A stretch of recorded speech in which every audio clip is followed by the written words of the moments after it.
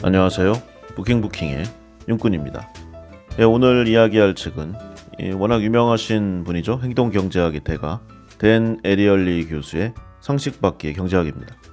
출판된 지가 이제 좀 된 책이지만 제가 워낙 좀 배운 게 많았고 생각했던 부분이 많았어요. 그래서 개정판이 나온 부분으로 이번에 방송을 하게 됐습니다. 2018년 버전이고요. 뭐 크게 뼈대가 바뀌었다기보다는 이제 세부 사례라던가 아니면 문체 그리고 좀 기간이 지난 만큼의 이제 업데이트 이제 그런 부분이 좀 첨언이 되었는데 상당히 또 짜임새 있는 개정판이 돼서 개인적으로는 만족이 큽니다. 이게 처음 나온 지 한 10년 정도 만의 개정판인데 이런 좀 순수 경제학 책 물론 일반적인 시선에 맞췄지만 이런 내용이 이제 회를 거듭해 가고 판을 넘어가면서 계속 사람들의 이제 인기 리스트에 있는다. 정말 쉽지 않은 내용이에요. 그래서 이렇게 오래 살아남은 이 자체만으로도 이 책의 가치가 좀 증명이 된다. 저는 그렇게 생각하고 있습니다. 이제는 뭐 많이 알려졌죠. 행동경제학. 경제심리학이라고 불리기도 합니다. 이성적이면서 이상적인 경제적 인간을 전제로 한 내용이죠. 그래서 경제학이 아닌 어떤 면에서는 좀 실제적인 인간의 행동 연구학, 그리고 이제 인간이 어떠한 상황에서 어떻게 행동하고 어떤 결과가 발생하는지를 규명하기 위한 좀 실천적인 경제학, 좀 이렇게 좀 보고 있습니다. 책의 내용을 이야기하기에 앞서서 경제학이라고 하면은 좀 어떤 느낌이 드시나요? 애덤 스미스 일의 경제학이 많은 이론적 발달을 했죠. 그리고 최근에 우리 생활을 보면은 이 경제학, 정확히는 이제 돈을 떠나서는 살 수 없는 이제 그런 사회가 되었습니다. 우리네 일생을 보면은 대부분의 과정을 돈을 벌기 위한 어떠한 능력치의 습득 과정, 그리고 그 행동 과정, 여기에 다름 아니다라고 좀 극한으로 표현할 수 있을 정도예요. 실제 경제에서 이렇게 우리에게 많은 좀 영향을 끼치는 이 돈, 그리고 경제학인데, 이게 이론과 실제가 잘 맞지 않는다는 이제 그런 내용이 많았습니다. 물론 어떤 큰 주기의 뭐 긴 스펙트럼을 보면은 결과적으로는 일치하겠지만 그 안에서 우리가 하루하루를 살아가다 보면은 과연 이러한 이론적 내용이 실생활에 적용이 되겠는가? 도움이 되는가? 이런 의문을 가졌던 게 사실이에요. 저 역시 그랬고요. 사람이 갖는 여러 사회적, 인지적, 감정적 여러 이유들 그리고 우리 모두는 나름 어떤 부분에 대해서 편향돼 있으니까 이런 심리적인 내용에 의해서 일어나는 여러 현상들 이 모든 것이 복합적인 관련이 있다고 이 책들은 보고 있습니다. 그리고 실험 심리학의 발달이 이 행동 경제학의 발전에 이제 깊은 관련을 좀 영향을 끼쳤는데요. 이상적인 경제인을 전제로 한 이 과거, 그러니까 예전 고전 경제학의 모델이 실제에서 맞지 않는 이유를 우리는 다양한 인간의 심리, 여기에 관련된 실험 연구를 통해서 새로운 모델들을 제시하고 있습니다. 그래서 이 댄 에리얼리 교수 말고도요, 또 이쪽 분야의 또 다른 대가죠, 데니얼 카너먼. 이 행동 경제학의 발달에 대한 공로로 노벨 경제학상을 수상하기도 했습니다. 그리고 또 한 명, 리처드 탈러. 이 사람도 2017년에 노벨 경제학상을 수상했죠. 그러한 여러 가지 내용의 일환으로 편찬된 이 책, 상식밖의 경제학. 이 출간 당시에 가장 큰 영향력을 미치는 책이 될 것이다는 그런 찬사를 받았습니다. 당시 경제학계를 뒤흔들었다고도 할 수 있죠. 이 책의 저자인 댄 에리얼리 교수는 예전에 그 서브프라임 모기지 사태 있잖아요. 2007년도, 8년도 그때 이 금융시장 붕괴에 대해서 우리가 비이성적인 행동을 하는 이제 그런 증거의 대표적 사례라고 말했습니다. 그 인간의 비합리성에 대한 주장을 이제 말한 것이죠. 그 이후로 한 15년 정도가 흘렀는데요. 우리는 어떻게 달라졌을까? 세상은 조금 더 이성적이고 냉철하게 되었을까? 이 개정판을 낸 이유도 이제 거기에 대한 업데이트를 하고 싶다는 이 저자의 소망이 있었다고 합니다.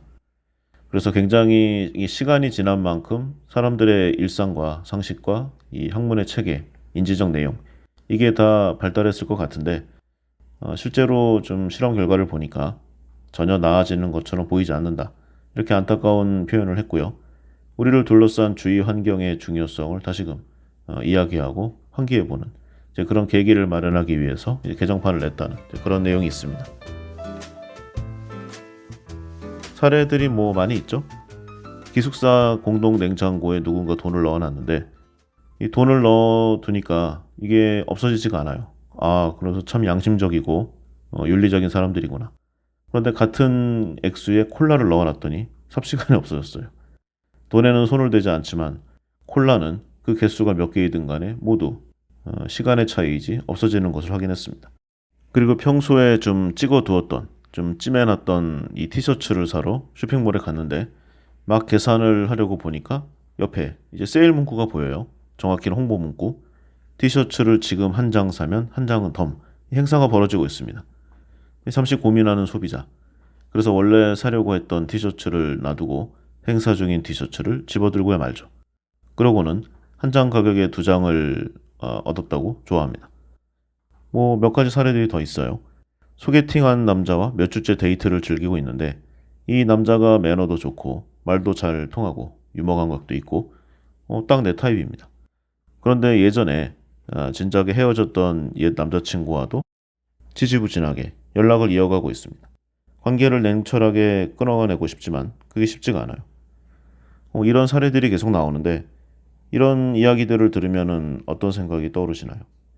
저자는 이를 보면서 인간이란 종종 비합리적인 결정을 내리는 불완전한 존재라고 결론 짓고 있습니다. 그래서 이 책은 이처럼 인간의 비이성적인 측면을 아주 좀 날카롭게 그리고 좀 매정하게 냉정하게 이렇게 이야기하는 그리고 아주 건조하게 살펴보는 이 실험과 사례들이 수없이 등장하고 있습니다. 예를 들어서 이 미국의 유명한 대통령이잖아요. 링컨. 제가 가장 많이 사례를 드는 대통령 중에 하나인데 총을 맞았을 때 우리네 일반 지금 상식으로 보면은 뭐 수술을 하거나 그럴 거라고 생각하잖아요. 그런데 이때가 지금으로부터 굉장히 오래됐으니까 현대식의 수술을 하는 그런 체계가 없었습니다. 그래서 이집트의 미라를 빻아 만든 이른바 미라 연고 이거를 발랐다는 뭐 좀 그런 이야기에서부터 또 다른 사례 이 코카콜라와 펩시콜라의 시음 테스트를 하는데 로고를 보여주는 것과 가리는 것 사이의 선호도 차이 이게 생각보다 굉장히 크다는 그런 이야기도 있습니다. 그리고 아주 착실하고 모범적인 행동을 하고 부모님으로부터 좀 사랑받고 이 지인이나 선생님, 기타 이런 친구들 관계에서 아주 스탠다드한 좀 엘리트 이런 우수한 평가를 받았던 MIT 재학 중인 이 남학생 대부분이 성적 흥분 상태에서는 변태 행위를 할 가능성이 높다는 실험 결과 뭐 이런 내용들까지 있어요. 그래서 우리가 좀 일상생활에서 믿기 힘든 여러 진실들이 폭로되고 있습니다. 왜 인간이 이처럼 이성적인 존재가 아니라는 저자의 주장이 중요한 의의를 가지는 것일까? 행동경제학을 보면은요. 인간이 언제나 완벽하게 합리적이지는 않고 때로는 비합리적이고 감정적인 선택을 하기도 한다. 여기서 좀 출발했다고 했잖아요. 그래서 이를 증명하기 위해 이 심리학적 관점을 견지한다, 실험한다. 여기서 주류 경제학과는 많은 차이가 있습니다. 행동 경제학의 대표적인 이 주장 몇 가지를 보면은요. 우리 구독 서비스 있잖아요. 보통 이제 이런 유혹이 있습니다. 첫 달 무료 또는 뭐 어떤 기간 무료. 요즘 여기저기서 많이 보이는데요. 넷플릭스 같은 이 OTT 서비스 그리고 온라인의 이 오픈마켓 배송 프리미엄 멤버십 뭐 기타 다양한 구독 서비스들이 이런 무료 이벤트 특히 이제 기간 한정의 이벤트를 많이 하는데 이러한 마케팅 역시 행동 경제학으로 설명이 가능한 대표적인 사례입니다. 행동 경제학에 따르면 사람들이 어떤 물건을 소유하게 됐을 때 해당 물건에 대한 가치를 좀 이전보다 그러니까 자신이 갖지 않았을 때보다 더 크게 부여하는 경향이 있다고 합니다. 이를 보유 효과라고 표현하는데요. 넷플릭스 한 달 무료 이용권을 얻었다. 뭐 디즈니 한 달 이용권을 얻었다. 그러면 이용권이 없었던 이전보다 이 이용권에 대한 가치를 더 높게 평가한다는 그런 이야기죠. 아니면 이제 어떤 리스크를 감수하기보다는 현재 상황을 유지하려고 하는 현상 유지 편향 이런 내용도 있습니다. 이미 가입한 이용권의 해지를 막는 그런 좀 기제로 방어 기제로 작용을 하죠. 결국 무료 이용 기간이 종료되어도 서비스를 해지하지 않고 계속 사용하는 사람들이 생겨나게 됩니다. 그리고 미국의 이제 퇴직연금 401k죠. 이게 디폴트 옵션이 바꿔놓은 대표적인 사례입니다. 미국이 이제 퇴직연금 가입률이 굉장히 낮았어요. 초반에. 그래서 이것을 어떻게 해결할까 고민을 많이 했는데 결국 디폴트 옵션을 조정하는 것으로 해결책을 찾았습니다. 원래 퇴직연금을 가입하지 않는 게 기본값이잖아요. 그러니까 원하는 사람이 가입을 하는 건데 이 가입을 하기 위해서 서류를 제출하는 방식이니까 이게 되게 귀찮았습니다. 부담스럽고. 그리고 기본적으로 이제 금융상품 중에 보험이라던가 연금 같은 현재를 희생하면서 미래를 대비하는 이런 거에 대해서 사람은 기본적인 거부감이 있다고 해요. 그래서 퇴직연금 자동 가입을 하는 것을 기본값으로 바꿨다. 즉 탈퇴를 하려면 서류를 제출해야 하는 방식으로 전환했는데 이게 대히트를 쳤습니다. 그래서 디폴트 옵션이 바뀐 다음에 미국 퇴직연금 가입률은 드라마틱하게 아주 크게 상승하게 되었죠. 이렇게 디폴트 옵션에 따라 결과가 달라지는 원인 역시 이 현상 유지 편향 개념에서 찾아볼 수 있습니다. 디폴트로 정해져 있는 현재 상태를 굳이 서류를 작성한다거나 아니면 신청한다거나 상담원과의 지루한 통화를 이어간다거나 이렇게 적극적으로 개선하기가 어렵다는 거죠. 정확히는 어렵다는 것보다 귀찮다는 개념에 가깝겠지만요. 사례 많습니다. 이 돈의 가치가 나의 마음, 이 심경에 따라 달라지는 그런 내용도 있어요. 같은 금액은 같은 가치잖아요. 그런데 예를 들어서요. 책에 나온 내용을 보면은 이제 어떤 콘서트를 갔는데 콘서트장 현장에서 $50짜리 티켓을 사려고 했어요. 그런데 바로 사기 직전 이 $50 지폐를 잃어버린 사실을 알았습니다.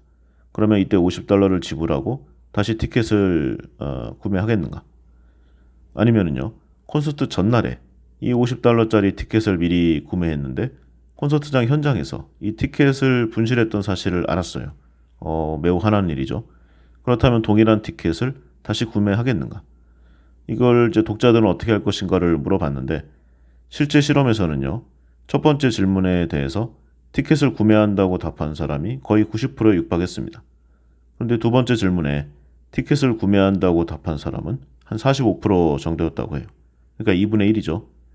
이 행동경제학의 대가인 이 카너먼과 이 전문가들에 따르면 첫 번째 상황에서는 현금 $50는 잃어버렸지만 그와 별개로 내가 누릴 문화비는 존재하기 때문에 티켓을 구매한다는 이유가 설명되었습니다. 그런데 두 번째 상황에서는 티켓 분실이 이미 한번 소비한 문화비에서 발생한 손실이잖아요. 그러니까 한번 설정한 항목, 거기서 소비된 항목을 또다시 구매한다. 이게 이제 부담으로 작용한다는 거죠. 똑같은 $50의 가치지만 마음속에서 회계 구분에 따라 심리적 부담감이 다르게 작용한다. 이런 내용으로 설명하고 있습니다. 경제학은 사실상 숫자로 풀어나가는 개념인데 생각보다 우리네 심리가 작용하는 이 영향력이 크다고 합니다. 또 예를 들어 보면은요. 시험에서 컨닝하는 거 있잖아요. 학생들이 시험 시간에 컨닝을 하지 않겠다고 선언한다. 그러니까 서로 선서를 한다거나 아니면 약속을 한다거나 아니면 각서를 쓴다거나 이 이후에 시험을 본다. 그러면 컨닝을 하는 횟수가 정말 줄어들까? 이걸 실험을 했다고 합니다. 이에 대해서 이제 어떤 사람들은 회의적인 시선을 보냈다고 하지만 저자의 실험 결과에 의하면은 분명히 효과가 있다. 그것도 아주 극적으로 높아졌다. 이런 결과치를 얻었습니다. 스스로 정직 선언을 하거나 10계명을 외우거나 아니면 그냥 자기 자신에게 정직하게 살자. 이렇게 자기 암시를 딱 한 번 하는 정도만으로도 부정직한 행동을 할 가능성이 크게 줄어든다는 사실을 이 실험을 통해서 밝혀냈습니다. 그러니까 끊임없이 자기 자신을 성찰하는 시간을 매일 아주 짧은 시간이라도 갖는다면 이 나쁜 행동을 하는 확률이 줄어든다. 이것을 실험 결과로 입증해낸 것이죠. 책 내부에 이제 굉장히 많은 사례들이 존재하고 있습니다. 재치 있는 문체, 그리고 통찰력이 아주 날카로워요. 그리고 기본적으로 재미가 있습니다. 또 개인차가 있겠지만 응용하기에 따라서 우리네 생활에 즉시, 즉각적으로 활용할 수도 있습니다.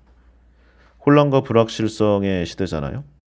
위기의 시대, 이제 각자도생의 시대인데 이러한 어려운 시대를 맞이한 오늘날에 어쩌면은 지금이 더 이 책을 읽어야 할 필요성이 있는 우리네 인생의 필독서로 자리 잡을 만한 책이 아닌가. 예전에 읽었을 때보다요. 10여 년이 지난 지금 오히려 이 책의 더 필요성을 강하게 느끼는 제 자신을 발견하게 됩니다. 책의 기본적인 내용이 이렇고요. 저자 소개를 잠깐 해보겠습니다. 댄 에리얼리 교수고요. 1990년 초에 이 텔아비브대의 심리학과를 졸업했습니다. 그리고 이후 7년 만에 미국 노스캐롤라이나 인지심리학 석사, 그리고 박사, 또 듀크대 경영학 박사, 이렇게 학위 3개를 연달아 수여받았죠. 대단한 사람입니다. 또 현재 미국 듀크 대학교의 이 전임 교수를 맡고 있고요. 보스턴 연방준비은행의 연구원, 여러 학교의 방문 교수, 각 센터장, 연구원들의 원장, 다양한 활동을 하고 있습니다. 미국을 대표하는 세계적인 경제학자로 인정받고 있죠. 그야말로 이야기하는 것만으로도 숨이 차는 화려한 스펙과 커리어가 아닐 수 없습니다. 일생 동안 한눈 팔지 않고 학업에 매진한 수재라고 해도 이루기가 벅찬, 아니 어려운 그런 속도죠. 이 댄 에리얼리 교수가 세계 경제학계를 이끌 차세대 경제학자로 여러 번 그리고 수년간 지명되기도 했습니다. 그래서 원래는 학계에서 이름이 높았던 사람인데 이 상식 밖의 경제학을 내면서 이제 베스트셀러 작가의 명함도 하나 더 추가하게 되었죠. 이 책은 출간 후에 미국 아마존에서 비즈니스 부문 1위를 장기간 차지하는 등의 초장기 베스트셀러로 이름을 높였습니다. 지금도 매니아가 있고 이 책 이후에도 관련된 여러 책들이 나왔기 때문에 한번 살펴보시는 것도 많은 도움이 되리라 생각합니다. 그래서 종합해 보면은 훌륭한 학자가 좋은 책을 쓴 얘기 아닌가 이렇게 말할 수 있는데요. 그런데 이분의 이제 인생 역정을 이야기해 보면은 그의 학위와 그의 성취가 상당히 불가능에 가까운 일임을 이제 알 수 있습니다. 뉴욕에서 태어났는데요.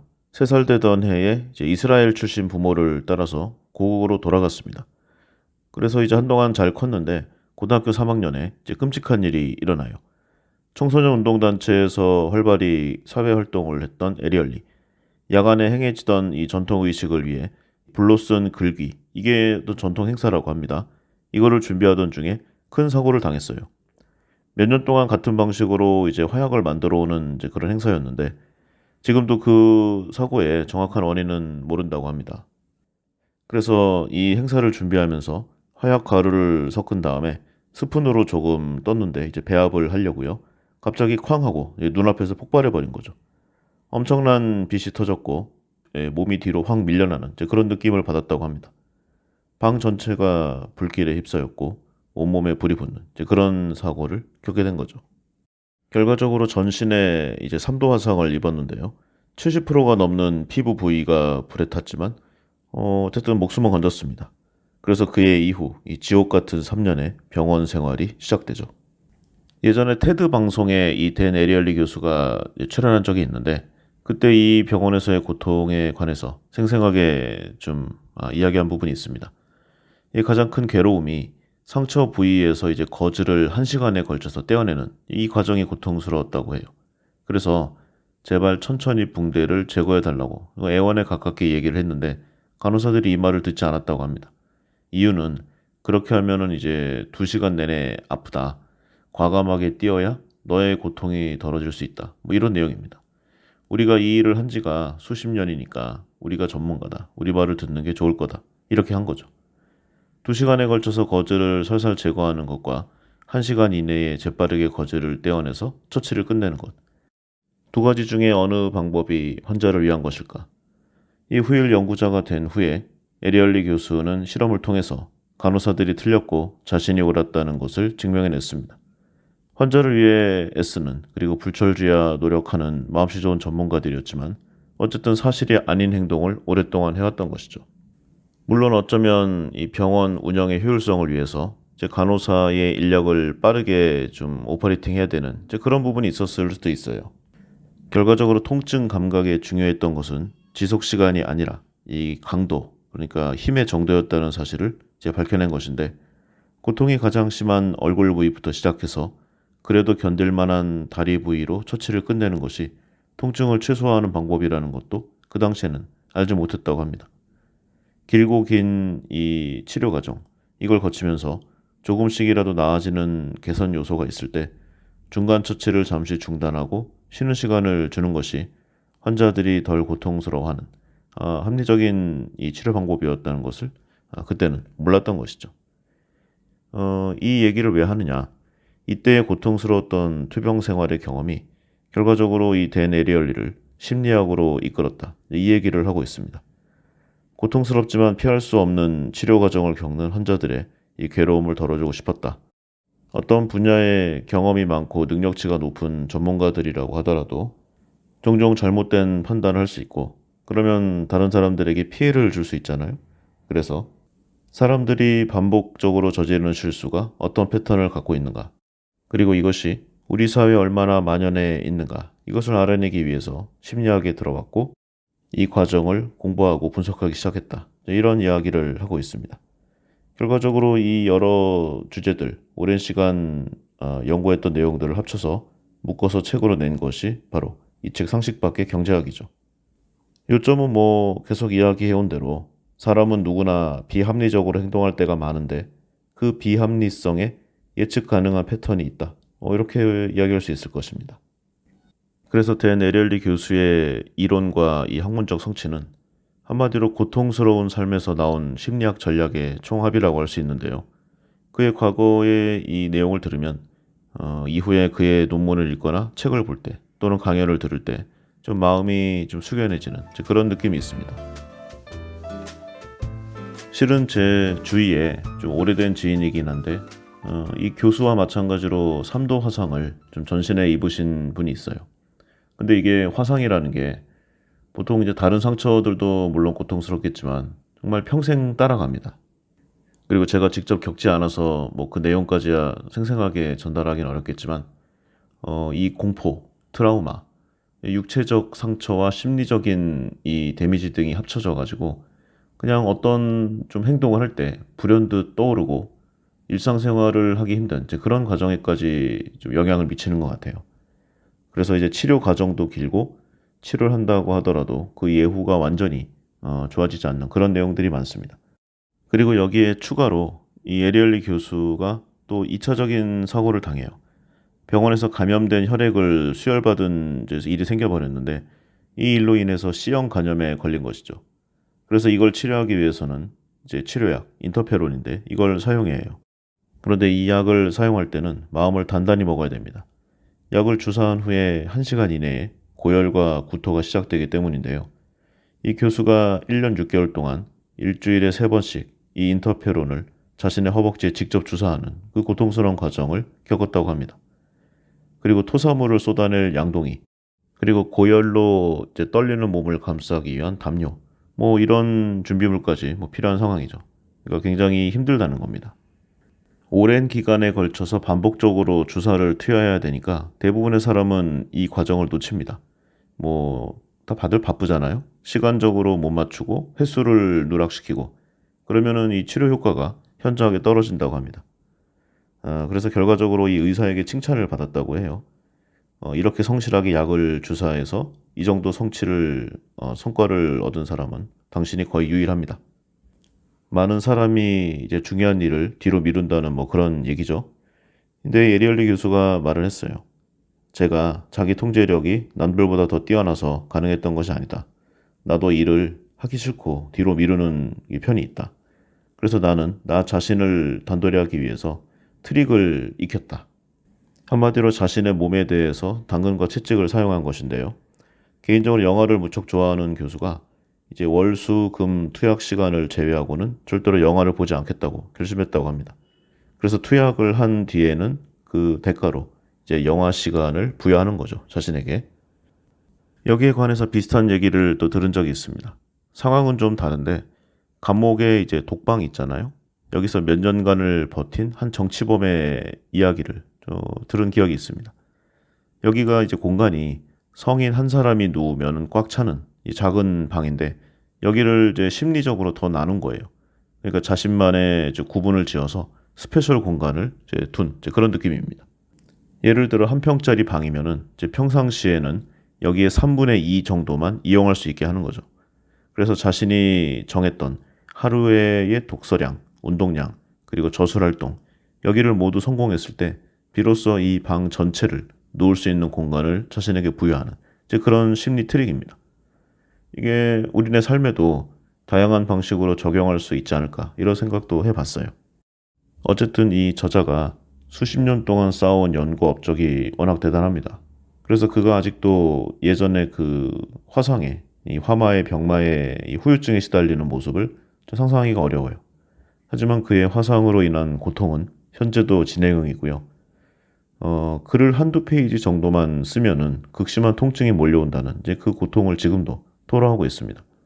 그래서 하루에 쓸 수 있는 글의 분량과 다음날 견뎌내야 하는 고통의 크기를 매일 이 비교해서 자신의 이 시간 배분을 컨트롤하고 있다고 하네요. 그의 인생을 알고 그의 과거를 알고 글을 읽으면 세계적인 연구자의 학문적 수월성이 아닌 이 끝을 모르는 고통 앞에서 지적 호기심을 잃지 않는 한 사람의 모습을 볼 수 있습니다. 이 사람의 좀 학문적인 내용들 그리고 지적인 능력 여기에 더불어서요. 그가 가져왔던 인생 철학 여기서도 크게 배울 만한 점 그리고 인생의 멘토로 삼아도 될 법한 인물이 아닐 수 없다. 이런 생각을 해봤습니다. 자, 그럼 책의 내용을 본격적으로 살펴보도록 하겠습니다. 먼저 처음에 이제 비교 관점의 내용이 나옵니다. 미끼 상품에 관한 사례와 함께 나오는데 내용은 이래요. A, B 두 가지를 놓고 선택을 하는 경우와 미끼 상품인 이제 마이너스 A를 끼워 넣고 선택을 하라고 하면은 그 선택이 훨씬 쉬워진다는 거죠. 그래서 A를 선택하도록 만들고 싶은 경우에는 A와 B 그 사이에 또 다른 마이너스 A 버전의 선택지를 준다는 것이 포인트다. 이 내용을 이야기하고 있습니다. 우리가 절대적 판단 기준에 의해서 뭔가를 선택하는 것이 아니라 타인 그리고 다른 대상 이것과의 좀 비교를 통해서 결정을 내리는 경향이 강하다. 인간은 여기서 벗어나기가 어렵다. 이런 상대성에 기반을 둔 내용인데요. 우리 삶에서 어떤 결정을 내리는 데 굉장히 유용한 그런 이야기임에 분명합니다. 다만 좀 기분이 좋지 않고 언짢은 부분이 있어요. 자신에게 주어진 몫과 다른 사람에게 주어진 몫을 비교하게 되면은 거기서 이제 질시와 부러움이 생겨나겠죠.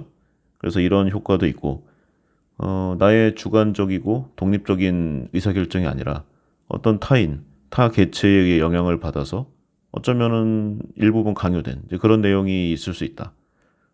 그래서 아주 깔끔한 내용은 아닙니다. 그래서 저자는 이와 같은 상대성의 문제를 해결하는 방법이 비교의 순환 고리를 끊어내는 것이라고 말하고 있습니다. 사실 우리가 더 많이 가질수록 더 많은 것을 갖고 싶어하는 본능에서 이겨낼 수 없는 부분을 인정하라는 거죠. 책에 나온 사례는 이렇습니다. 경제지 있잖아요. 이코노미스트.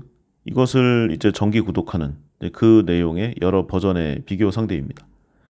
저자가 이 책을 처음 쓸 때 이코노미스트를 보면은 이제 1년짜리 온라인 이 정기 구독이 $59 그리고 오프라인 그러니까 잡지를 받아보는 거죠. 이게 $125였어요. 근데 이렇게 생각해 보면은 어떤 것이 더 합리적이고 나에게 이익이 되는지 좀 모르잖아요. 어쩌면은 $59와 $125 사이에는 종이값의 차이만 있을 수 있다. 뭐 이런 결론도 내릴 수 있으니까 이게 좀 비교 대상이 애매합니다.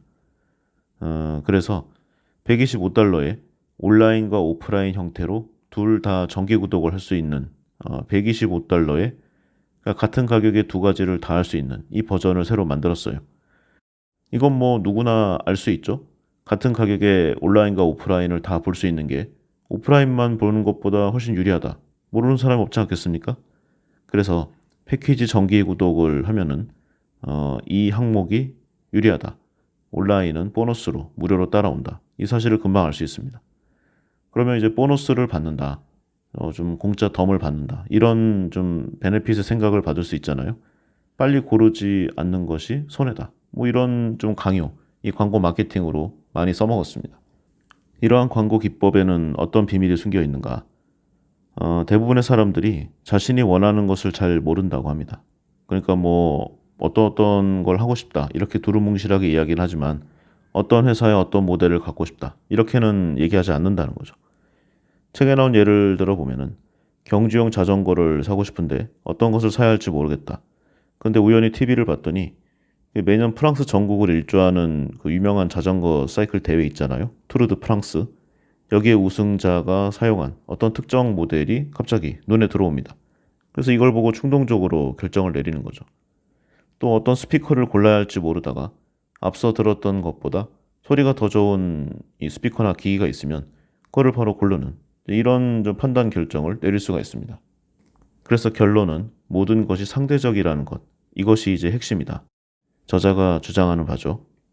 이러한 기법은 레스토랑이나 식당에 갔을 때도 많이 확인할 수가 있습니다.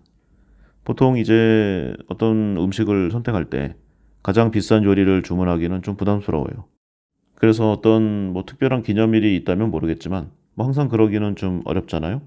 그래서 보통은 그 다음 가격대나 중간에 위치한 가격대의 요리를 주문하는 이런 내용들이 많습니다. 그래서 식당 같은 곳에서도 이런 이 고객들의 이 선호도에 대비해서 그쪽에 집중 음식을 배치하죠. 가장 잘하는 음식이나 가장 많이 이익이 남는 음식들을 말이죠. 그리고 여러 가지 칸막이를 통해서 그 다음으로 비싼 가격대의 음식을 배치하거나 아니면은 좀 개별로는 먹기 비싸지만 여러 좀 세트로 조합해서 좀 대량으로 미리 만들어 놓으면은 서로 윈윈할 수 있는 세트 메뉴를 구성하기도 합니다. 결과는 식당의 대승리죠. 뭐 이런 거 많이 있습니다. 우리 왜 수학 문제 같은 거 풀 때 이제 같은 원의 크기인데요. 주위에는 이제 이 원보다 작은 원을 집중적으로 그려놓은 것과 이 원보다 큰 원을 또 여러 개 그려놓은 것. 그러면 상대성의 원리에 의해서 주변에 큰 원들이 있으면은 상대적으로 작아 보이고 자기보다 작은 원들이 있으면 커 보이는. 하지만 두 원은 실제로 크기가 같잖아요. 그러니까 주변에 무엇이 놓여 있느냐에 따라 크기가 달라 보이는. 아마 이런 문제 많이 보셨을 겁니다. 그래서 우리의 정신이 무엇에 영향을 받는지를 잘 보여주는 이런 여러 예시를 들고 있는데 사실상 우리는 주변의 사물을 인식할 때 항상 다른 것과 비교하는 것에서 벗어나기가 어려운 것 같아요. 그래서 늘 이 직업과 저 직업을 비교하고 이 회사의 휴가와 저 회사의 휴가 그리고 샐러리 비교 현재의 연인과 과거의 연인 그리고 뭐 음식, 술, 자동차 대부분 그렇습니다.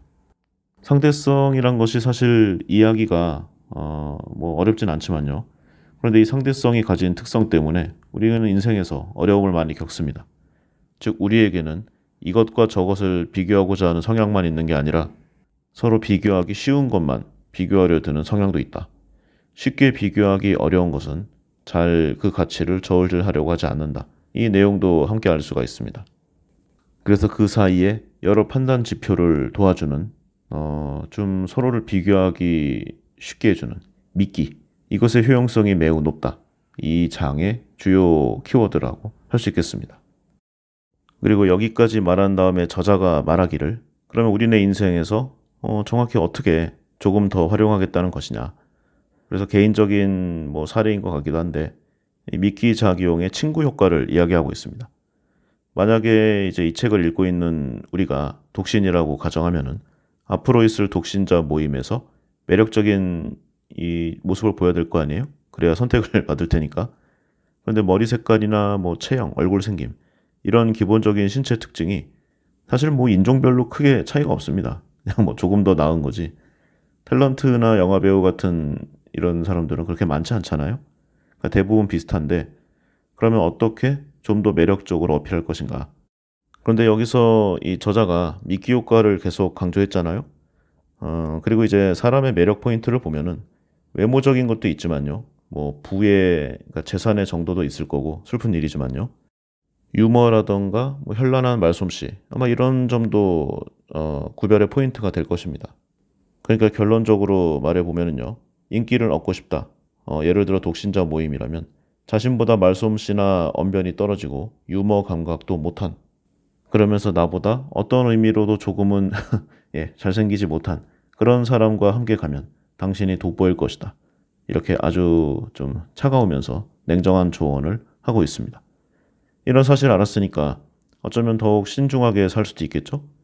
전체적으로는 자신과 비슷하지만 나보다 외모가 좀 더 낫거나 어떤 좀 특별한 능력치가 더 뛰어난 사람이 어떤 중요한 모임에 같이 가자고 하면은 그 친구가 자신을 친구로 데려가는 것인지 아니면 미끼로 데려가는 것인지 잘 구별할 수 있을 것이다. 이렇게 이야기하고 있습니다. 다만 이러한 내용을 좀 너무 많이 사용하면 즉 이런 선택의 순간에 아니면은 좀 비교의 대상이 되는 것을 너무 꺼려한다면 인생이 피곤해질 수 있다는 점도 알아야 할 것입니다. 우리 인생이 긴데 그리고 상황이 복잡한데 매사 색안경을 끼고 살 수는 없지 않겠습니까? 자, 미끼 효과가 이렇고요. 두 번째 이제 앵커 효과를 이야기해 보겠습니다. 쉽게 얘기해서 첫인상에 관한 내용이 많아요. 참고로 앵커가 이제 배에서 배를 고정시키기 위해 바다에 좀 무거운 쇠사슬, 이 닻을 던지잖아요. 이 닻이 앵커입니다. 책에서는 이제 흑진주 가격의 사례가 나오는데 처음에 어떤 특정 가격의 제품을 구입했다.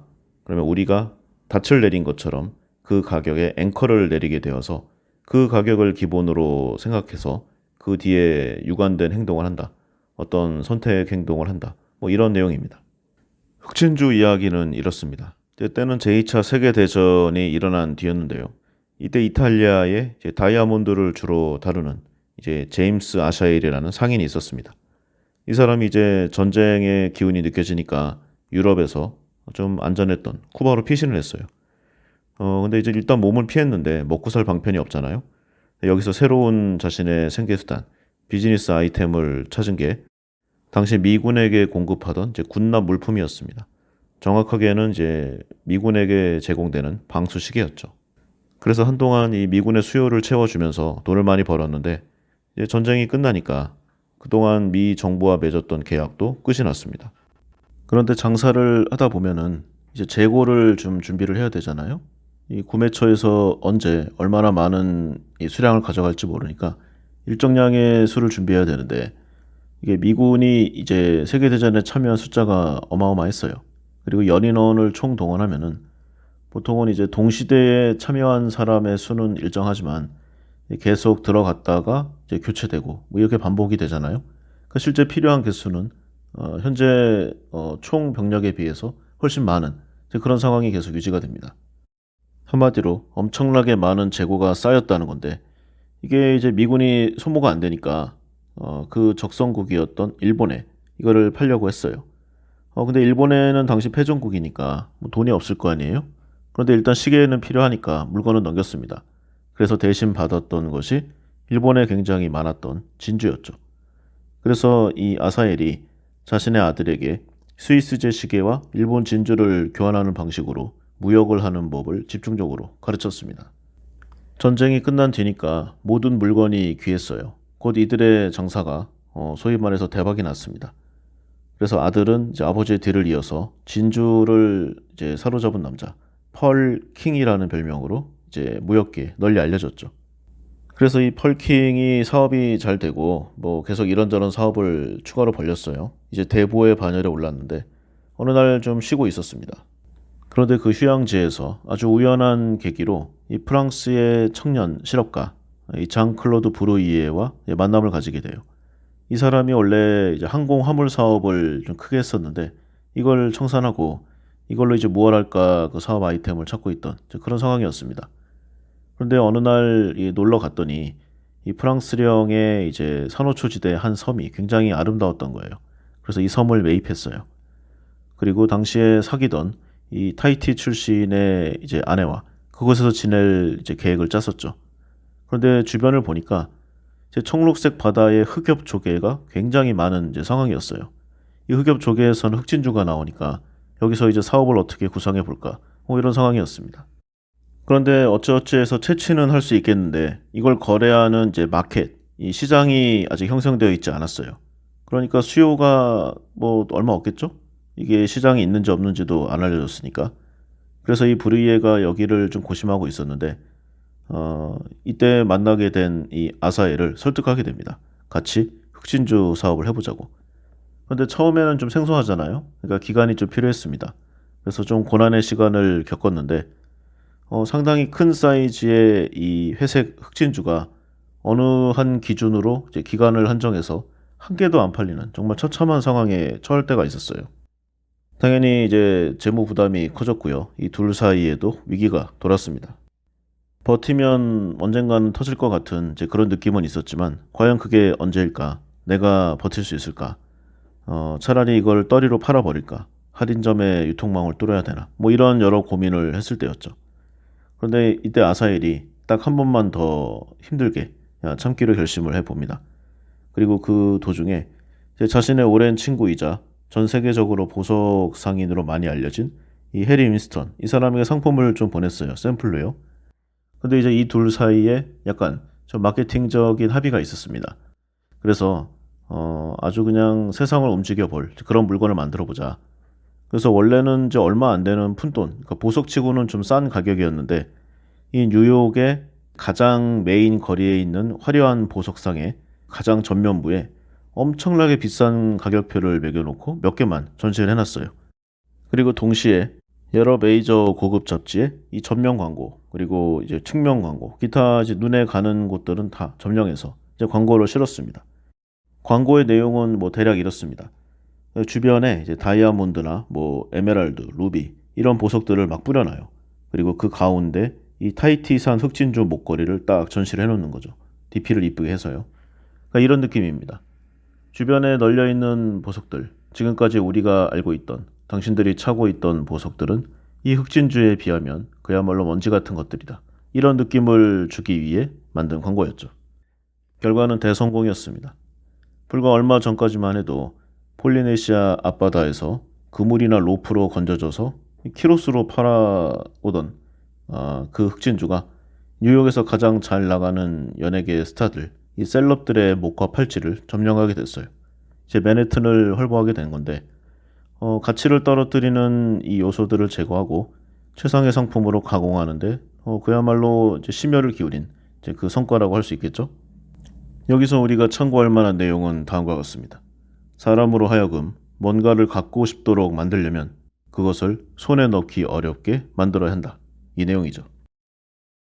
예전에 왜 미국 문학작품 톰 소여의 모험을 보면요. 이제 말썽쟁이 톰이 그 집안 어른에게 붙잡혀서 벌로 이 펜스를 모두 흰색 페인트를 칠해라. 이런 벌을 받았습니다.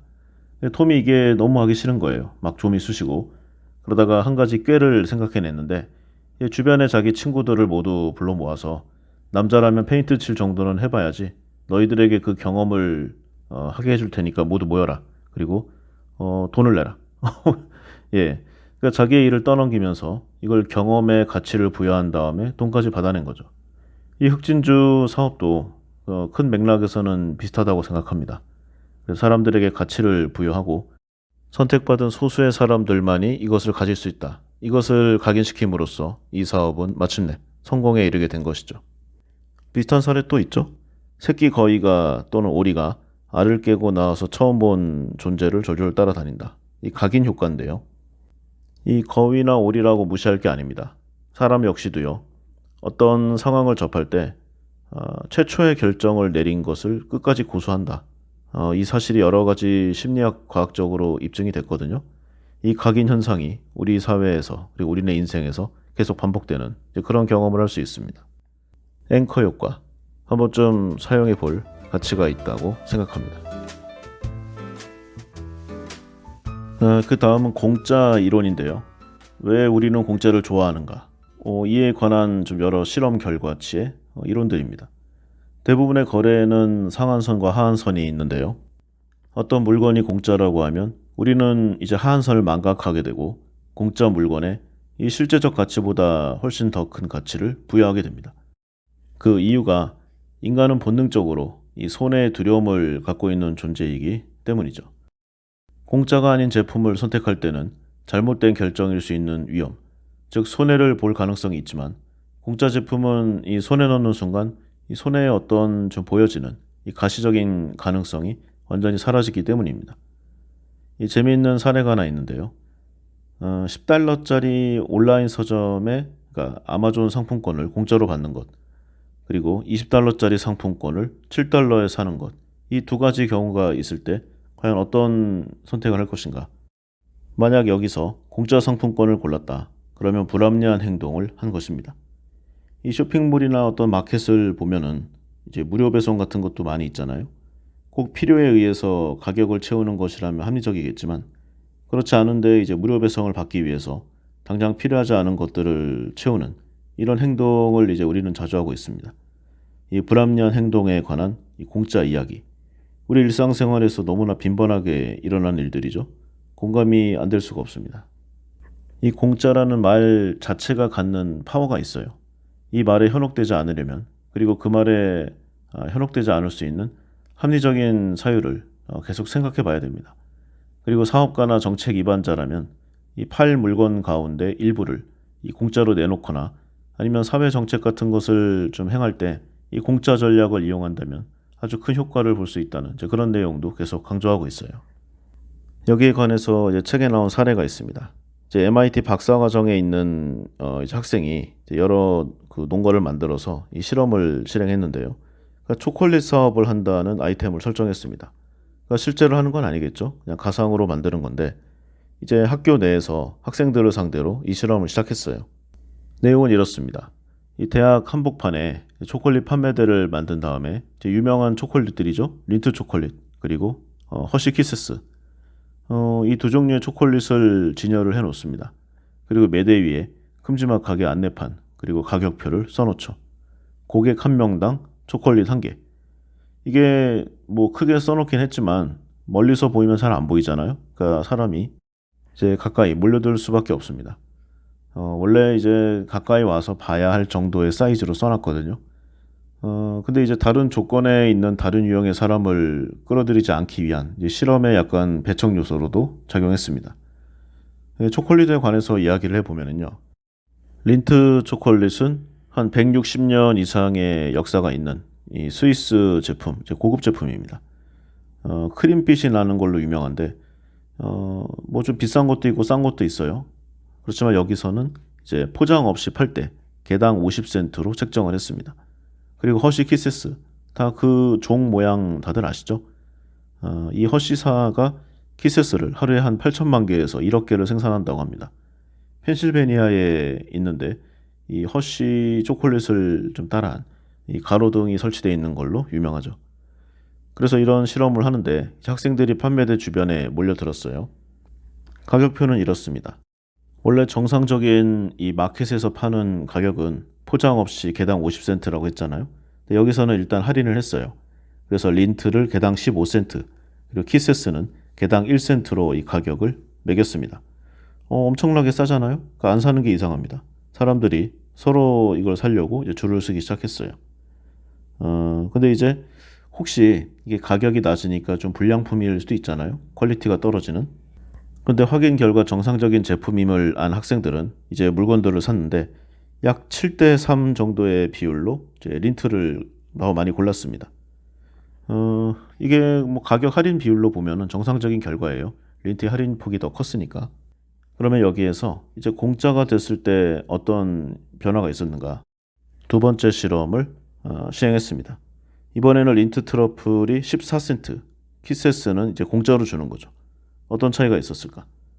따지고 보면은요, 각 제품을 그냥 1센트씩 더 할인해 준 거잖아요.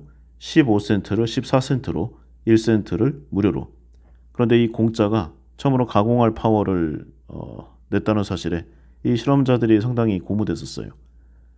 69%의 고객이 공짜 키세스를 선택하는, 그러니까 원래는 3대7이었는데 7대3으로 바뀐 겁니다. 반면 할인율 자체도 더 크고, 그리고 두 번째 실험에서도 같은 이 금액을 깎아준 린트는 이 판매량이 대폭 하락했어요. 한 6분의 1 이상 떨어진 거죠. 도대체 어떤 일이 일어난 것일까? 이 공짜 제품의 힘이 이렇게 커다란 것인가? 책으로 이 내용을 보면은 이런 선택을 한 사람들을 좀 답답하다고 생각할 수 있어요. 근데 우리 주위에서 너무나 많이 일어나는 뭐 늘상 뭐 상수값에 지나지 않는다. 저는 이런 생각도 들어요. 백화점이나 할인마트 같은 데 보면은 이제 양말, 수건 이런 걸 공짜로 나눠주는 행사를 많이 합니다. 그러니까 어떤 제품을 하나 사면은 어떤 제품을 하나 더 주는 거죠. 편의점 같은 데서도 행사 많이 하죠. 1+1, 2+1. 그래서 결과적으로 큰 이익을 얻은 것 같지만 집에 가서 정리를 해보면은 결국은 내가 좋아하지 않는 잘 안 먹는 제품들만 가져왔음을 정리하면서 이제 깨닫게 됩니다. 이 실험을 주관한 학자들은 혹시 초콜릿에서만 이런 결과치가 나오는 것은 아닐까? 그래서 유사한 제품들로 동일하게 실험을 여러 번 반복해 봤습니다. 근데 항상 비슷한 결과치였고요. 그 퍼센테이지도 거의 유사한 것을 알 수 있었어요. 한번 스스로에게 질문해 보시기 바랍니다. 나는 공짜에 휘둘리지 않을 자신이 있는가? 그리고 한 발 더 나아가서요. 이 공짜 정책이 갖고 있는 이 무시무시한 파워를 앞으로 내 인생에서 활용할 방안은 없는가? 여러 가지로 생각할 거리를 제시해주는 실험이 아닐 수 없습니다. 그리고 다음 이야기, 사회 규범과 시장 규칙. 이 사회 규범은 인간의 사회적 본성, 그리고 우리가 공동체를 유지하기 위한 이제 기본 룰이죠. 보통은 좀 온정적이고요. 약간은 두루뭉실합니다. 아주 세부적으로 뭐 디테일하게 이렇게는 이렇게 해야 된다, 이렇게 법전처럼 해놓진 않아요. 그리고 그 자리에서 어떤 정해진 내용으로 대가를 바로 지불해야 하는 것도 아닙니다. 하지만 시장 규칙이 지배하는 세계에서는요, 무엇이든 정해진 값을 치러야 얻을 수가 있죠. 저자는 여러 가지 사례를 들면서 사회 규범이 지배하는 세계와 시장 규칙이 지배하는 세계에 살고 있는 이제 우리들 이야기, 이 각각의 인간관계에서 서로 다른 규범을 잘 적용해야 한다고 말하고 있습니다. 사회적 관계에 시장 규칙을 들이밀었다가는 사회 규범을 깨뜨리고 관계를 해칠 수 있는 이제 그런 내용도 많이 이야기하고 있어요. 또한 사회 규범과 시장 규칙이 만약에 좀 충돌하는 이 가치의 중첩이 있다면은 보통은 사회 규범이 밀린다는 이제 그런 내용도 실증으로 하고 있습니다. 사회 규범이 한번 시장 규칙에 밀린다, 그럼 이제 회복이 불가능한, 사회의 도덕성이 망가지는, 마비되는 이제 그런 내용도 있고요. 하지만 사회 규범이 훨씬 더 중요한 역할을 할 수 있기에 이 둘 사이에 이 미묘한 그리고 절묘한 균형을 잡는 것이 이 사회를 위해서도 이 본인 개인을 위해서도 중요한 일임을 설파하고 있습니다. 이와 관련해서 책에 나온 사례는 다음과 같은데요. 이제 추수감사절이 좀 큰 축제잖아요, 미국에서는. 그래서 저녁 식사를 하기 위해서 이제 집안 사람들이 다 모입니다. 일가 친척들이. 여기서 이제 뭐 처형이나 이제 장모, 그러니까 와이프의 집안 식구들, 그러니까 어려운 상대들이죠. 이 사람들이 이제 당신을 위해서 아주 좋은 음식과 그다음에 여러 분위기가 좋은 환경을 조성하고 아주 값비싼 와인도 제공하고 그리고 오랜 시간을 들여서 이제 칠면조 요리라던가 이런 거를 만들었어요. 정말 고맙죠. 감사한 일입니다. 같이 갔던 아이들도 신이 나고 다른 집안 식구들도 아주 유쾌한 그런 분위기였어요. 그리고 물론 당신도, 그러니까 우리도 매우 만족하는 그런 자리였습니다. 그래서 이걸 어떻게 보답을 해야 할까 고민하던 이 주인공이 갑자기 벌떡 일어나서 지갑을 꺼내서 이제 돈을 건네주는 거예요. 아주 수고 많았다고. 팁도 좀 챙겼습니다. 이런 멘트하고 함께. 이거는 뭐 굳이 동서양 문화 차이를 이제 들먹이지 않아도 굉장히 무례한 일이고요. 크게 혼나도 할 말 없는 그런 상황이라고 생각합니다. 물론 요즘에는 이제 현찰로 이제 캐시로 용돈을 주는 거를 더 좋아한다, 뭐 이렇게 넌지시 알려주는 이제 그런 사람들도 있다고 하는데, 어쨌든 간에 뭐 일반적인 상식으로는 굉장히 무례한 행동임에는 분명합니다. 이 집안 어른들의 얼굴이 창백해지는 것을 본 주인공이 아직도 정신을 못 차렸어요. 한 500달러면 될까요? 한 600달러는 드려야 되겠군. 좋습니다. 700달러 드리겠습니다. 예, 그냥 한 대 안 맞은 게 다행입니다. 그래서 이제 이 집안 사람들 중에 좀 혈기왕성한 사람이 와인잔을 넘어뜨리면서 그 음식도 다 던져버리고 이제 자리가 엉망이 됐어요. 그리고 아이들도 분위기가 안 좋아지니까 뭐 울고, 결국 가장 즐겁고 행복해야 할 이 추수감사절에 굉장히 차가운 이 살풍경한 분위기가 전개되고 맙니다. 도대체 무슨 일이 벌어진 것인가? 어떤 정당한 서비스에 돈을 드리겠다고, 용돈을 드리겠다고 한 것이 왜 이렇게 욕먹을 짓이란 말인가? 이 사례가 바로 이 저자가 이야기한 사회 규범이 우세한 세계에서 시장 규칙을 적용한 바로 이 미스매치에 있는 내용이라고 할 수 있습니다. 사회 규범 안에서는 이제 다른 사람에게 도움을 청할 수가 있어요. 뭐 예를 들어서 어떤 물건을 옮겨달라고 하거나, 뭐 길을 가르쳐 달라고 하거나, 뭐 길 가다가 차가 고장 났는데 이제 타이어를 좀 떼우는 걸 도와달라고 한다거나, 뭐 이런 종류가 있겠죠. 여기에 관련된 좀 두 번째 실험도 있습니다. 어떤 사람이 이제 다른 이제 실험 참가자에게 좀 작은 도움을 달라고 했어요. 어떤 걸 좀 도와달라고 했는데 여기에서 이제 대가를 지불을 합니다. 정확하게는 이제 어떤 트럭에서 이제 무거운 소파를 내리는데 잠깐만 도와달라고 이제 이런 미션이었어요. 여기에서 이걸 내려주면은 1달러짜리 선물을 지급하겠다, 이런 말을 했던 사람들은 뒤도 보지 않고 그냥 가버렸습니다.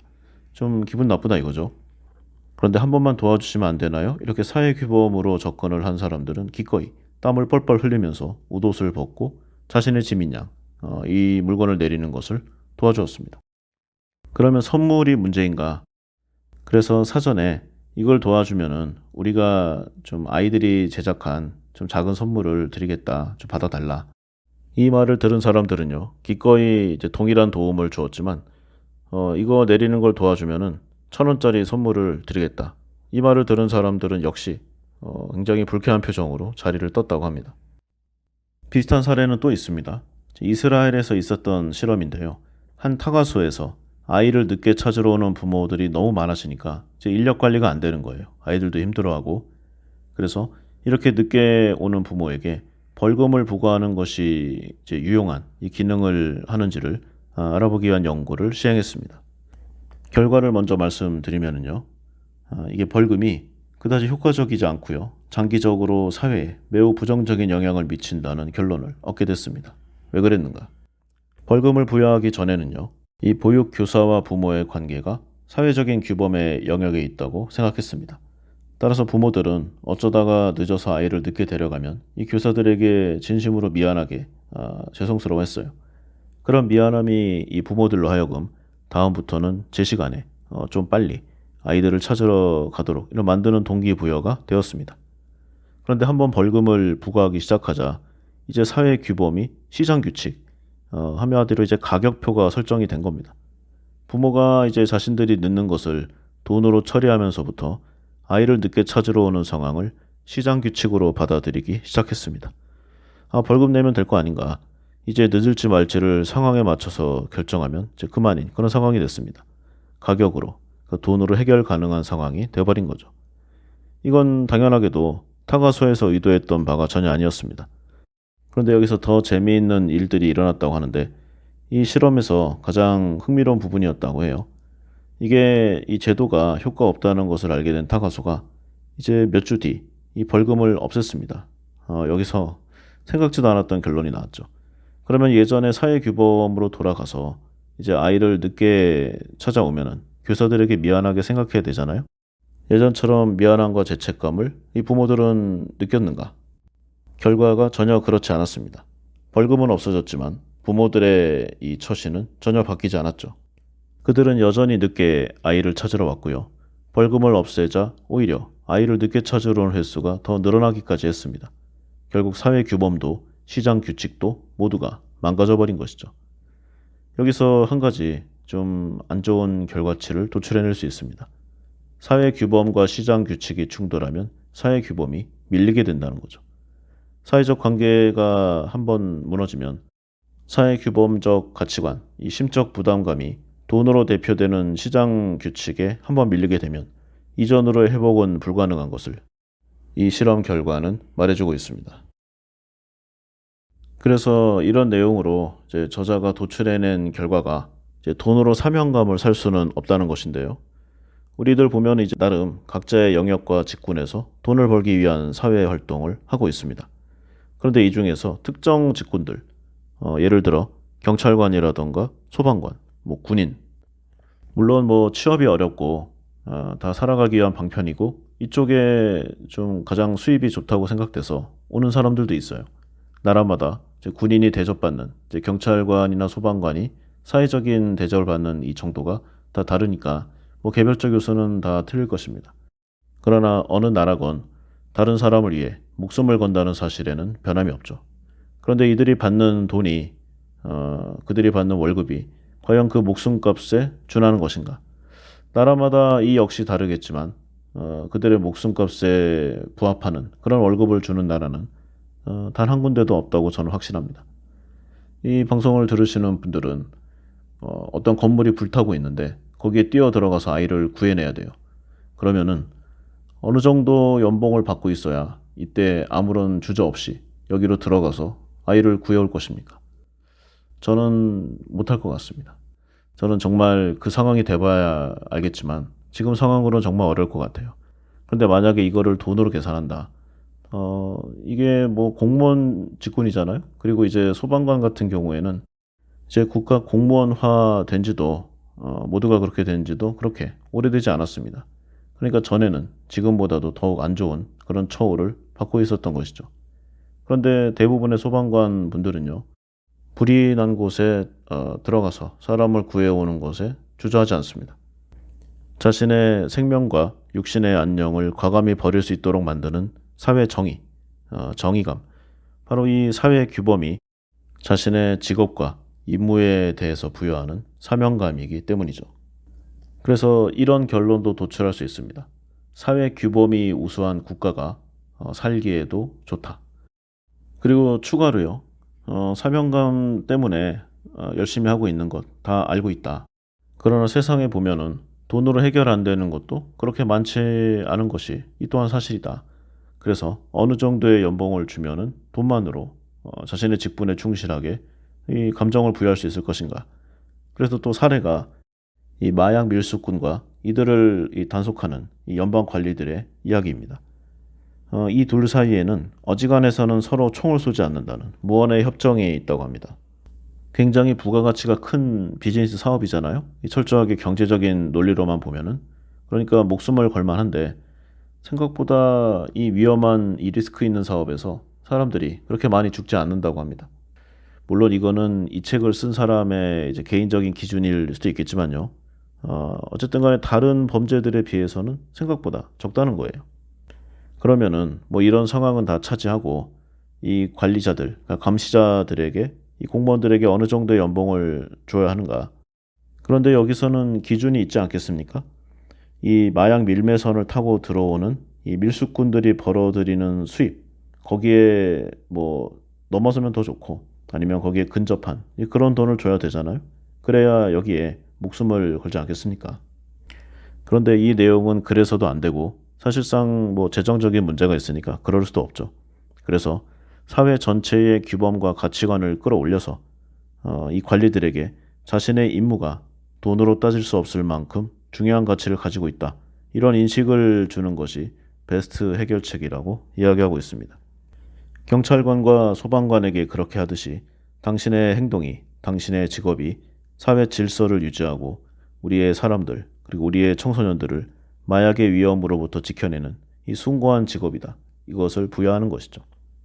그래서 만약에 우리 주위에 우리를 도와주고 우리를 지켜주는 사회적 규범이 모두 무너졌을 때 그 경제적 가치는 돈으로는 부과할 수 없는 엄청난 부담으로 돌아올 것이다.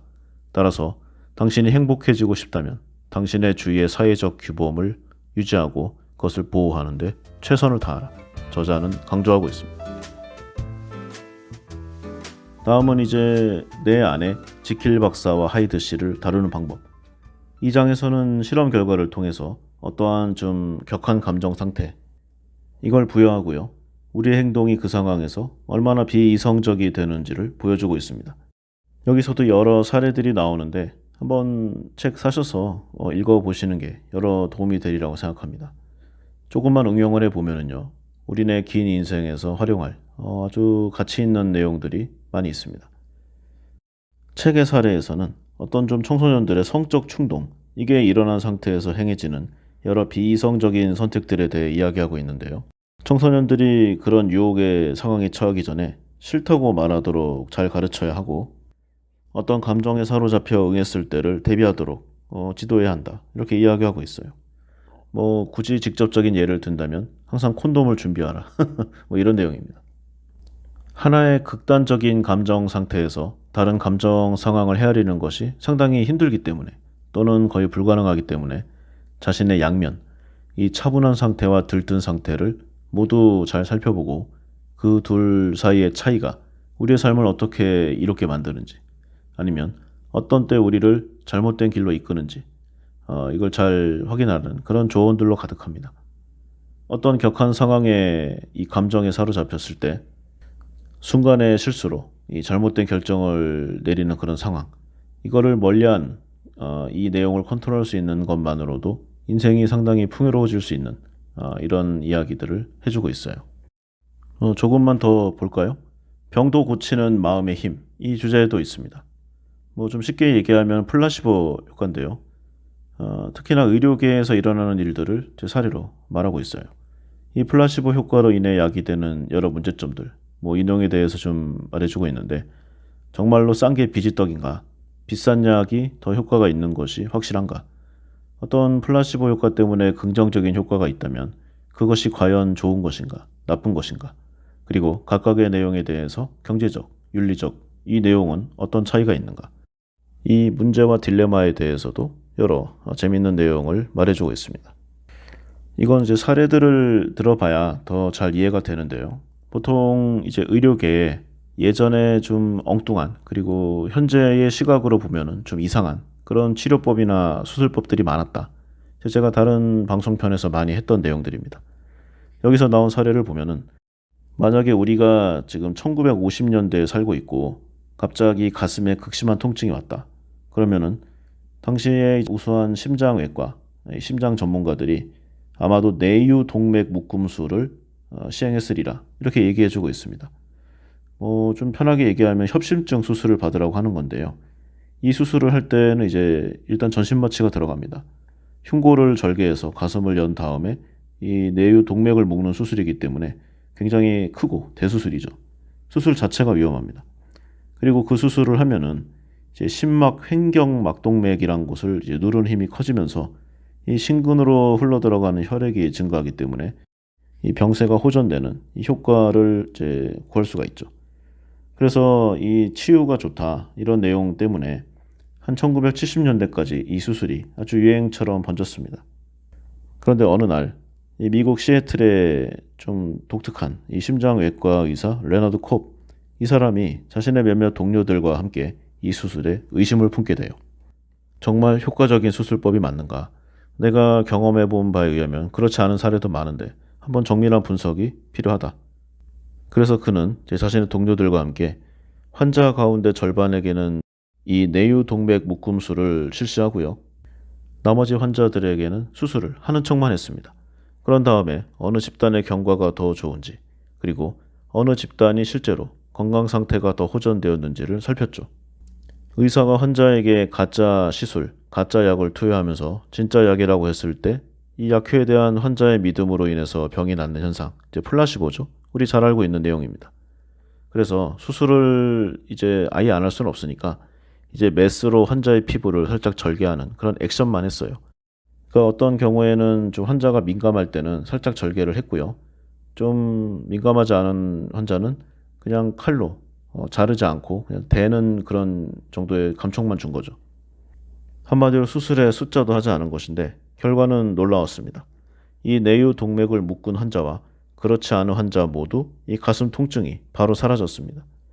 양쪽 집단 모두 통증이 완화된 상태가 약 3개월간 지속되었고 이제 수술에 대한 좀 기운, 그런 효력이 떨어졌다는 느낌이 드니까 다시 통증을 호소하는 환자가 많아지는 이제 그런 과정을 밟습니다. 그런데 이때 이 진짜 수술을 받은 환자나 플라시보 수술을 받은 환자나 적어도 심전도 계측상으로는 아무런 차이가 없었다는 것을 확인했어요. 다시 말해서 전통적인 수술이 단기적으로 통증을 완화시키는 것처럼 보이긴 하지만 그것은 플라시보 수술로도 비슷하게 나타낼 수 있다. 결국 어떤 수술도 장기적으로 통증을 완화시켜주지는 못한다. 이런 결론을 도출해냈습니다. 그러면 이런 내용이 나올 수 있습니다. 1950년대, 60년대 이때는 뭐 의학적으로도 많이 불완전했고 지금과는 다르지 않겠는가. 지금은 첨단 기법으로 좀 활용되는 그런 내용들로 가득한데 어떻게 옛날 같은 사례가 일어나겠는가. 이런 내용이 나올 수 있죠.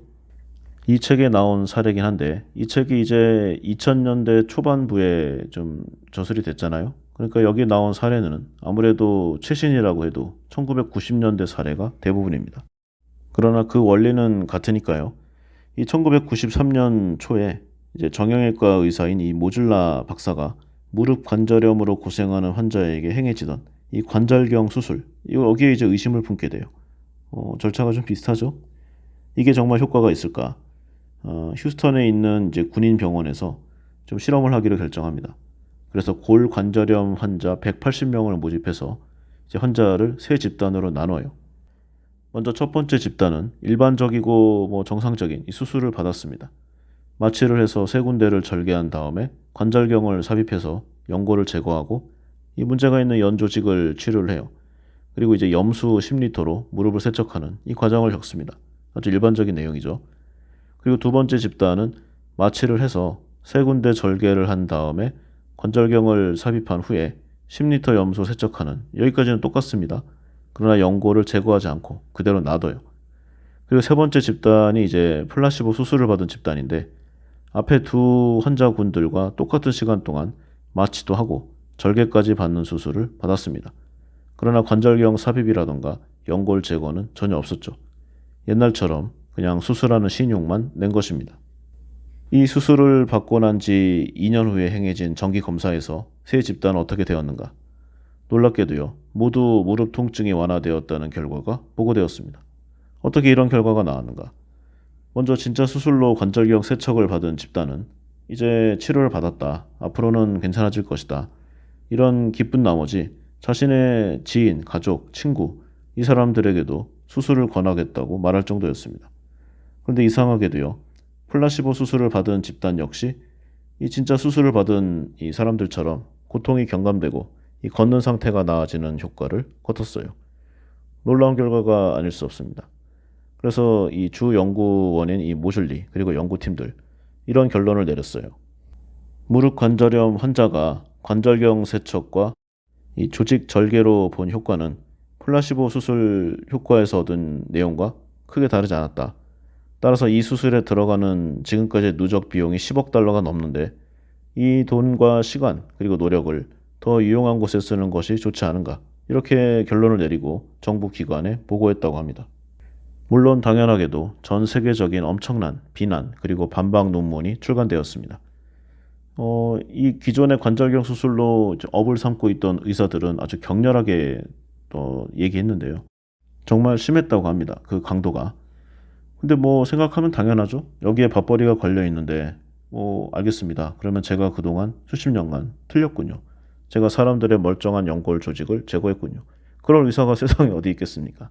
그리고 이 사람들의 이 플라시보 효과도 사실 뭐 100% 검증됐다고 하긴 좀 어렵잖아요. 그러니까 다양한 반박의 내용들이 나왔습니다. 하지만 이 모즐리 박사가 이런 내용이 나올 거를 다 예상을 했어요. 그래서 아주 다양하게 Q&A 형식으로 나올 만한 모든 질문에 대한 대답을 작성해서 올려놨습니다. 여러 가지로 오랜 기간 동안 이슈가 되는 내용들이었어요. 근데 이게 또 수술이니까 좀 심각하긴 한데 약으로는 더 많은 내용들이 있습니다. 보통 싼 약보다 비싼 약, 그리고 카피약보다는 오리지널 약이 더 효과가 있다고 생각합니다. 그러나 적어도 화학적으로 보면은요, 케미칼 제품의 경우 오리지널 약과 이 카피약의 경우 효능의 차이는 없습니다. 그냥 같은 산식으로 구축된 같은 내용이니까요. 물론 바이오로 넘어오면 좀 이야기는 달라지지만 어쨌든 간에 이 책에 나온 시점으로 보면은 내용은 동일합니다. 그리고 이제 병원 가면은 이제 비급여로 빠지는 이 고가의 시술, 디지털 심장박동 조절 장치, 뭐 MRI, PET, 스텐트, 기타 이 하이테크 치료가 들어가는 엄청 비싸죠? 과연 이런 내용들이 효과가 있는 것인가? 그리고 같은 하이테크 기기라도 더 비싼 메이커, 더 최신식 제품으로 치료를 받는 것이 더 효과가 좋아질 것인가? 과연 여기에 예스라고 대답할 수가 있는가? 여러 가지로 생각할 점이 아닐 수 없습니다. 지금까지 해서요. 이 책 상식 밖의 경제학의 한 3분의 1, 아니면 4분의 1, 이 정도의 내용을 좀 이야기해 봤습니다. 사례가 많아서 읽기에 부담이 없고요. 이 심리학의 이제 정통 논문들을 모은 책치고는 또 페이지도 술술 넘어가고, 무엇보다도 우리네 이 인생에 아주 다이렉트로, 직접적으로 활용 가능한 정말이지 좋은 책, 양서가 아닐 수 없습니다. 경제가 불확실할수록 인간의 비합리성에 주목하라. 강렬한 문구가 아닐 수 없어요. 지금까지 나름 정상적이고 똑똑하고 합리적으로 살아왔다고 생각하는 우리들. 그러나 실상 누군가의 농간에 휘말리고 예, 그리고 이제 비합리적인 여러 가지 내용들에 휘둘리면서 살아왔다는 것을 이 책의 사례들을 보면서 그리고 이 책의 논거들을 들으면서 확인할 수 있는 매우 뜻깊으면서도 어떤 의미로는 좀 슬픈 그런 시간이었습니다. 사실 그렇죠? 자기 자신이 똑똑하지 않다고 생각하는 사람은 한 명도 없을 겁니다. 우리가 사실 세상을 살면서요. 매일 크고 작은 여러 문제들 여기에 대하면서 스스로가 아주 이성적이고 합리적이고 우수하다 이렇게 생각하고 삽니다. 그리고 다른 사람들에게 조언을 빙자한 훈수를 두는 것을 마다하지 않죠. 하지만 우리는 실제로 그렇게 우수한가? 여기에 관해서 이 저자 댄 에리얼리가 20여 년이 넘는 기간 동안 다양하고 아주 기발한 실험을 통해서 우리가 가지고 있던 이러한 생각들이 완전히 터무니없는 엉터리의 내용임을 밝혀주고 있어요. 우리 인간의 지극히 합리적으로 보였던 행동들도 그 실상을 보면은 말도 안 되는 비이성적, 비합리적인 내용들로 뭉쳐져 있음을 아주 친절하게 알려주고 있습니다. 그러나 당연하게도 이러한 문제들을 해결하기 위한 방안, 그리고 해결책들을 명쾌하게 설명해주는 친절을 잊지 않죠. 한마디로 통찰력이 집대성된 책, 이렇게 표현할 수가 있는데요. 약간은 좀 뻔한 멘트이기도 하죠. 한번 손에 쥐고 읽기 시작한 다음부터는 절대 책을 내려놓을 수 없었다. 근데 저는 이 책을 읽으면서 정말이지 그 감정을 느꼈습니다.